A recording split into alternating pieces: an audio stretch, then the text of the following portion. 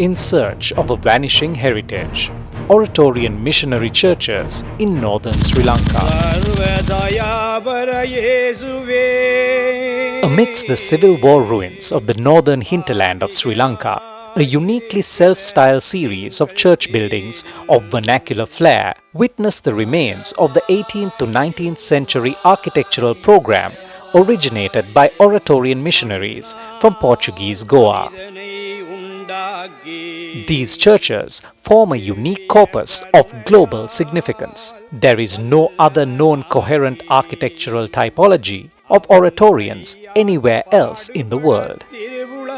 Regrettably, many churches of this unique tradition were temporarily abandoned or dilapidated given the community's deprivation and displacement during the 30 years of armed conflict.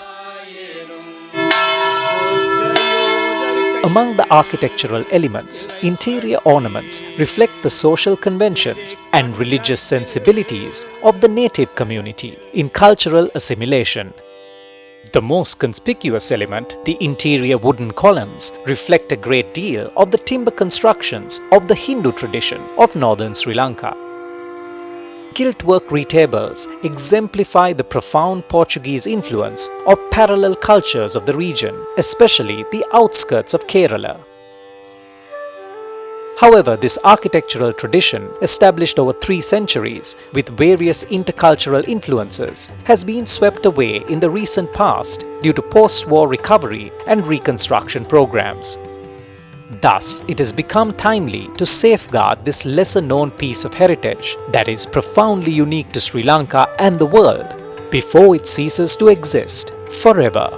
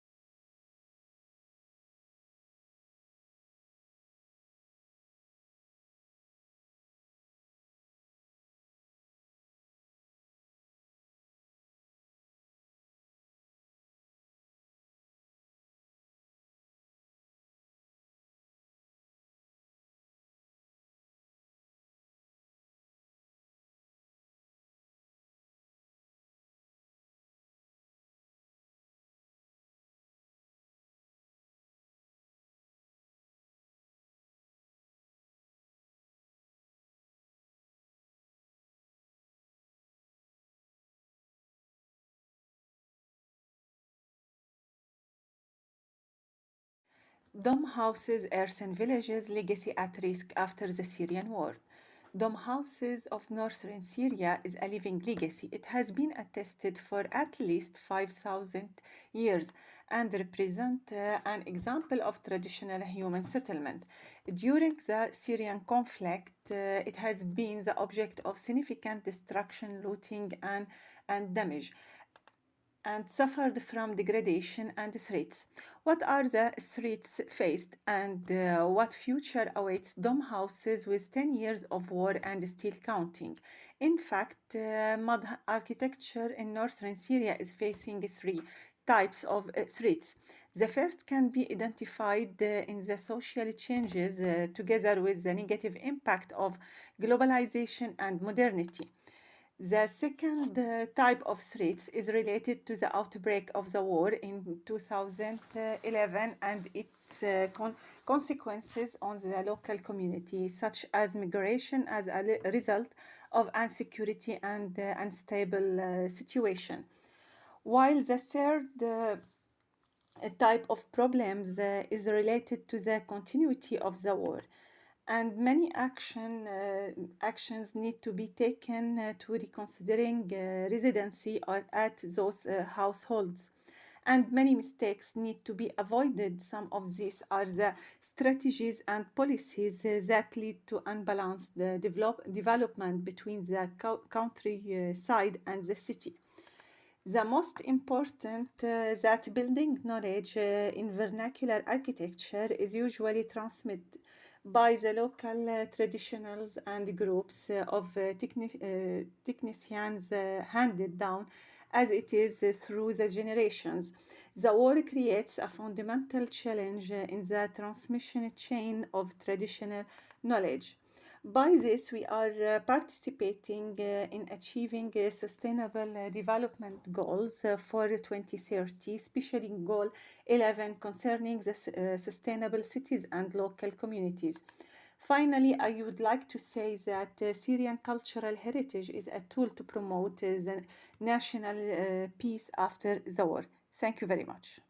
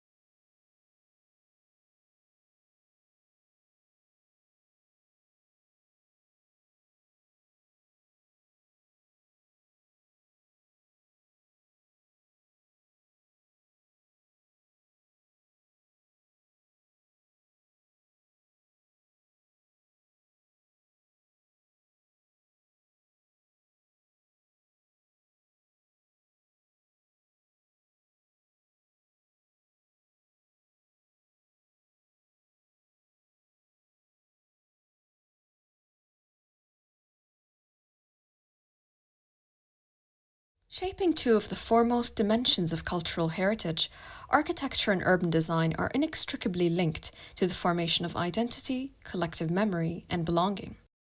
To destruct these facets of heritage is to stifle a national legacy to extinction. Home to my paternal great-grandparents, El-Menshiyeh was a Palestinian neighborhood that was once situated in the north of Jaffa. It faced a perpetual mass destruction under a brutal Zionist colonial occupation between 1948 and the present day. I have since yearned to re-experience a vivacious Palestinian locality that no longer exists. To confront the erasures of El-Menshiyeh's infrastructure, land and culture, the Images and Archive was founded as an architectural practice that attempts to digitally reconstruct the most relevant aspects of this now absent neighborhood. To achieve these reconstructions, I referred to an extensive range of scarce archival photographs and personal testimonies that were collected from interviews and schematic drawings. Grounded in street-level interactions, the following reconstructions exhibit typical Arabo-Islamic design features like window grills and traditional shop fronts, as well as domestic furniture that was characteristic of Arab Palestine before the 1948 Nakba. They chart an alternative territory by framing the most up-close and personal rudiments of a once thriving Palestinian neighborhood. In doing so, this restorative cultural practice aims to address my hometown's destruction by enabling its audience to experience the neighborhood's vernacular past through contemporary modes of visualization. In these conceptions, a persistent and indelible trace of a seemingly untraceable heritage is carefully materialized through architectural and documentary tools.